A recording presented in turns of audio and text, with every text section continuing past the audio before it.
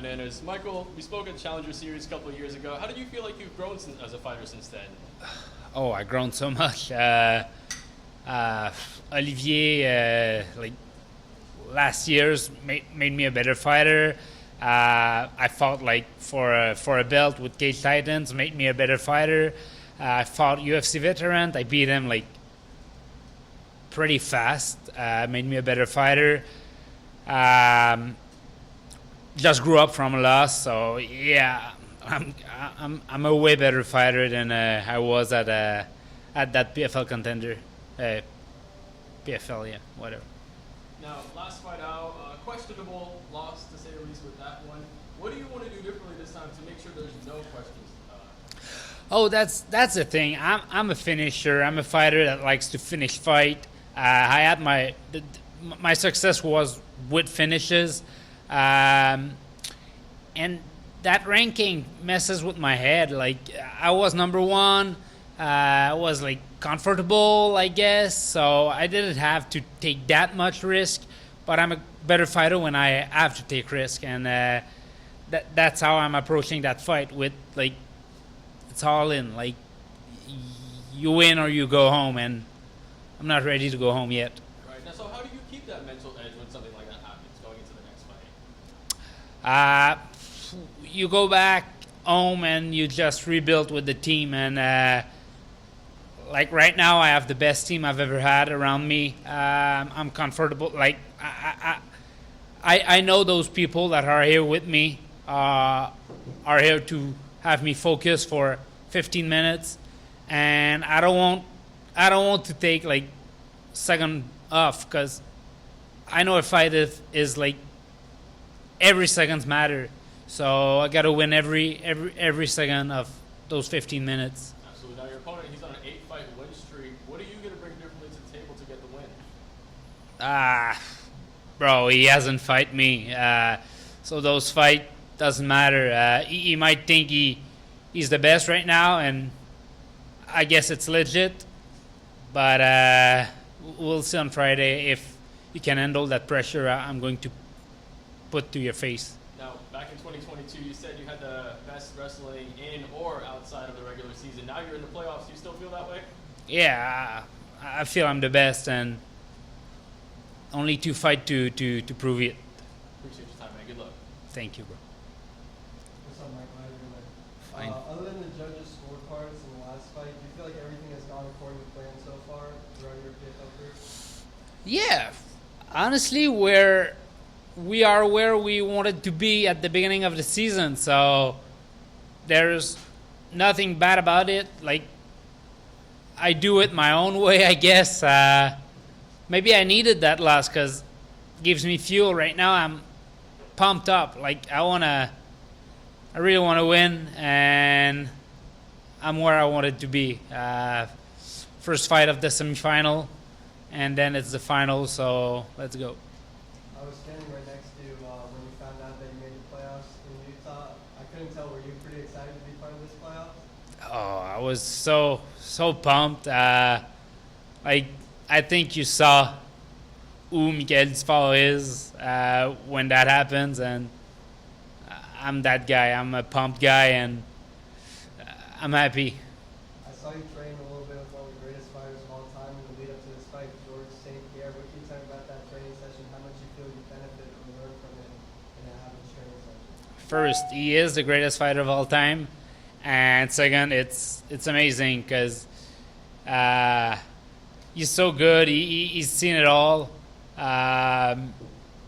So everything he teaches you, it works. Like you know it. You cannot like argue against that, and your head should just like mimic him like perfectly. Like just be a sponge and absorb everything he's saying. You feel like just seeing how he carries himself alone, just like you can't help but learn and want to follow his example that he's done. Yeah, sure. Like the best part with George is he's accessible. Like he's easy to speak with, and he's giving a lot of good tips for fighters. And maybe sometimes that's all you need. Like that little tip that makes you like I was saying earlier, like a better fighter. And talking with George makes me a better fighter every time. We know you have great training partners, but on the coaching side, are you looking for new coaches, or is Richard Hunt still doing a great job? Richardo's the number one coach in the world. So, no, I'm not looking for anyone. I'm good. I'm good with that team. I know you're a Jacksonville Jaguars fan, as am I. We're here in Florida. The Jaguars have a preseason football game against the Tampa Bay Buccaneers on Saturday night. Is there any chance you stick around for the weekend? That would have been awesome. But I don't know. We're pretty short in time, so I might try to delay my flight to maybe see that game. And then last thing, I saw you in Washington, D.C. You celebrated Olivier's championship win with Bud Light. I saw you after you defeated Mads Burnell in Las Vegas. You celebrated, I don't know what you were drinking, but well, it was whiskey or something. How do you plan to celebrate this one? A good beer, Bud Light if they sponsor me, I'd like it. A cigar, and we're in the casino, so a lot of gambling. Thank you, man. Good luck. Thank you. Michael, Carlos Guillermo from Players of the Year. You talked about your last fight and obviously the judges scoring. How did that, what did you learn about yourself following that loss? I got everything to be the best guys. Piccolotti, he is a very good fighter. I think he's one of the best guy that was in that tournament. He got surprised by a knee in his first fight, but if it wasn't from that knee, he was in the playoffs. So I lost against a very good fighter. He had a good Bellator career. I think he's one of the best lightweight submission artists of Bellator history, lightweight. So I lost against a good guy, and I thought he was super dangerous on the ground, and he is, I think.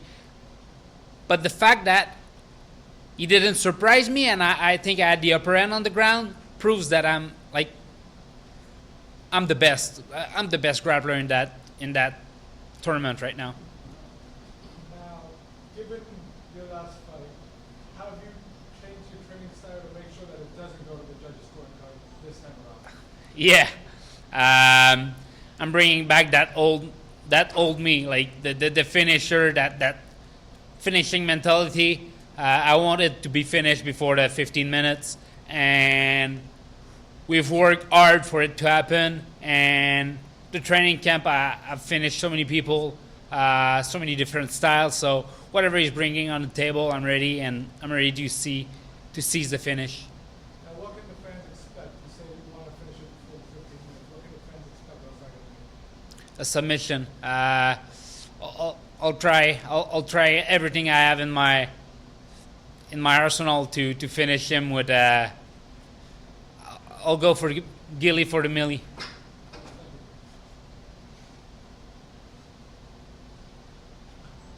Michael. I'm Katie with MMA Hot Lips. So I have a question for you. You grew up playing sports, especially hockey, which is a very tough sport. Yeah. So you're very athletic. What inspired you to move into combat sports? I just tried it, and it's something special. This sport is special. It's good for your head. It's build confidence. I think everyone should at least do a little martial art. It's the best sport in the world. So I think everyone should try it at least once, and they will see how fun it is. So you had mentioned you train with GSP, which he's amazing, the best. What is the biggest piece of advice he's ever given you in fighting?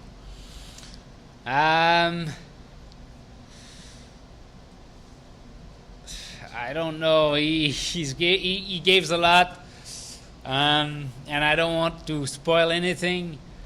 But just go get that millie. I think he called me yesterday and he told me that, and I'm on a mission right now, and that's from George. Great. Well, best of luck. Thank you. All right, let's kick it over to Zoom. Mike Pendleton. Hey, Michael. You've been fired up all in the lead up to this fight. Your confidence obviously has not been unwavered. What do you feel you bring that no one else brings in this PFL lightweight regular season and playoffs? I think the intensity I can reach for 15 minutes is the best in the division, and I want the pace to be that high for 15 minutes. No one can handle it, and that's the plan. I want him to be overwhelmed by everything I'm doing. Well, when we talked, you said, yeah, he may train with Khabib, but I train with GSP. Can you just talk about just the level and power of having a team like that, a leader like that behind you and supporting you? Oh, it's a lot. It built confidence, like training with that person, and I heard him like say good thing about me, and it's built confidence. I feel great. When I heard what he told to the media about me, I was like, oh shit, I was thrilled, and I want to show he's right to believe in me. Last one for me. Have you picked out the spot in the gym for that third gold check? You know, we've seen the 2 gold checks that OAM brought back. You said the lightweight title comes back to Montreal, comes back home. Do you have a spot in the gym for the 3rd check? I think Richard will find a spot pretty easily. So, yes, for sure there is. Thanks, man. Thank you. Amanat. I am on a Tunis Combat Talks UK. This is the first time you've been fighting 3 times in 1 year for a long time. So how has the schedule been for you, and do you prefer like a shorter recovery time, or do you like fighting more often? I like it, but it's the PFL is such a fun format. Like, you got to be ready to do a marathon. It's so hard on the body, but like there's few people in the world that can do it, and I'm part of it. Fighting 3 times in 4 months is one of the craziest thing I've ever done. I will have ever done, and that's fun. That's very cool, and like you always have the certainty with the PFL that you're fighting soon, so it's good for a fighter. You started your career a bit differently to the people who made it at this level. You started off with 2 losses. How did you get through that, and what motivated you to continue after them 2 losses to start your career? After the 2 losses, I had that mentality that I'm repeating, like that mentality that is kill or be killed. And I was always, every fight I approached was with that mentality of, if I don't go through this one, it might be over. If I don't go through this one, it might be over. And I had a pretty good run, and that's how I bounced back after losses.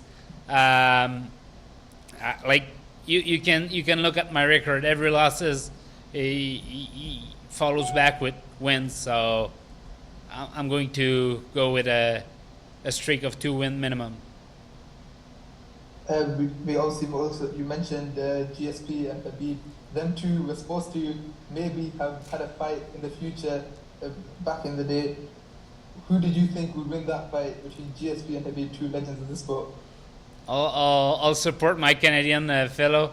I'd say George would win. George is honestly incredible. He is an incredible athlete. He's still one of the best welterweight in the world, I think. He could still come back, like fight and win championships. I'm pretty confident about it. Thank you. Good luck in the fight. Appreciate it. All right, last question, Anik. Michael, I gotta ask you, right? When Canada won the 4x100 relay with Andre DeGrasse, what was your reaction? I was pretty happy. I look at that videos of months ago when the guy that won the 100 meter gold, when he was asked about that rivalry, and he was like, who? It was fun. I was happy. Yeah, Noah Lyles said that, and then Canada clapped back Fact. with victory. So congratulations, man. Wish you the best of luck on Friday. Thank you. Appreciate it.